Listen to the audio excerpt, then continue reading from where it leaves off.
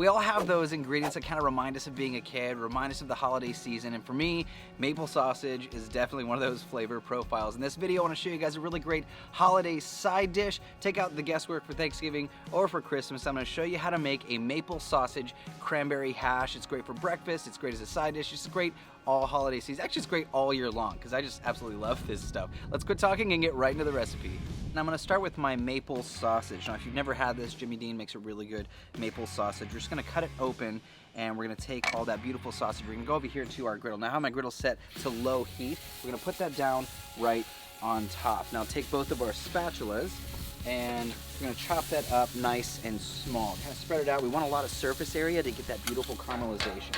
All right, that looks great. We're gonna let that cook for just a few minutes. Let's get to our red potatoes. Today I'm using red potatoes. It's a really great starch content. It's gonna give us a really good hash at the end. So we're gonna take these and we're gonna cut them like a large dice. So cut them in half, cut them down again. We're gonna make basically the same size. We want it to be that kind of big enough for a bite, but not too big. You've had hash before. You know what we're doing.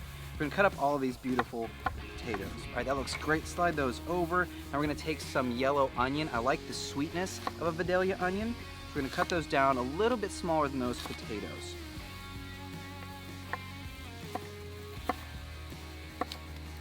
These look great. Now, if you've never taken the seeds out of a bell pepper properly, let me show you how. It's really simple. I like to do it this way. It kind of saves me on prep time and it keeps the pepper nice and clean. So I've got a red bell pepper. We're gonna take both ends off so we have a nice flat surface to work with, the top and the bottom, just like that. Now I'm gonna find one of these little guys. You see that, CJ? These are the little lines that holds the pith in there, and I'm gonna cut right down the side of one of them and put my knife in there and just start rolling the pepper. And then we end up cutting all of that white pith out. You get to that last little piece. There we go. There's all of our seeds and all of our pith, and we're left with a beautiful, clean pepper. Easy peasy. And we're gonna slice this. We're gonna do a little julienne. We're gonna do the same cut as our onions, just a nice, beautiful. All right, let's check on our sausage. Oh yeah, this is looking fantastic. Give that a toss. We get a little bit of caramelization. That looks beautiful. Now what I'm gonna do is I'm gonna slide it over to the cool side of my griddle.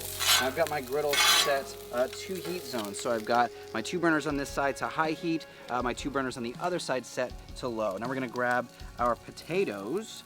We're gonna go right down into that sausage fat. Beautiful. Let's not add our onions and peppers just yet. The potatoes take a little bit longer to cook. So I'm also gonna add a little bit of salt and pepper and a bit of olive oil and butter. Adding the butter and the olive oil together helps the butter not burn. Butter has a fairly low smoking point, so by adding the olive oil, we increase the smoking point of that butter so we get all that lovely flavor without it burning. So we're gonna give this a little toss, let it brown up a little bit, and start to cook. Those look fantastic. We've got a bit of color. They're about 60–70% of the way done. Now it's time to add our vegetables. So we're gonna grab our peppers and our onions and we're gonna add those right over the top of our potatoes. We're gonna add just a bit of salt and pepper right over the top. You know, I'm also gonna add a little bit of garlic powder, amp up that savory flavor. That looks really, really fantastic. All right, we're gonna let this cook for just a couple of more minutes. I'm gonna add a bit of water and a dome to help those potatoes finish cooking. All right, let's let that go for just a few more minutes. Oh, there we go. That's what I'm talking about. The potatoes are nice and soft. We got a little bit of caramelization on those vegetables. Now, check this out, CJ. We're gonna bring all of that beautiful maple sausage. We're gonna bring that all down into the mix and toss everything together. Now, you guys can make your hash however you like. I like mine a little bit more with the maple sausage, but you can definitely add more potatoes if that's what you like. That looks beautiful. Now the very last thing we're gonna add, this always reminds me of Thanksgiving and I really love it. We're gonna grab some of these craisins. Now I'm gonna add craisins over the top because it's giving us this little bit of sweetness. It's giving a little bright punch to all that savory flavor. Now we're gonna toss this and let it cook for 2 or 3 minutes. You can add just a bit of water if you'd like to, and we're all done. Look how delicious and beautiful that is. Now you could serve it just like this as a side dish and it's phenomenal, it's fantastic. Or if you want to take your breakfast to a whole new level, you could add a little bit of oil and a couple of eggs and do some fried eggs. Maple sausage is one of my favorites, but feel free to use any kind of sausage that you like. This is a really fun side dish. Add the egg, it's a really great breakfast. This is a really fun one. So if you're struggling with those delicious holiday side dishes, go ahead and give this one a try. This is a Maple Sausage Cranberry Hash. You guys can find this recipe at blackstoneproducts.com. I'm your host, Chef Nathan Lippy, and I'll see you guys in the next video.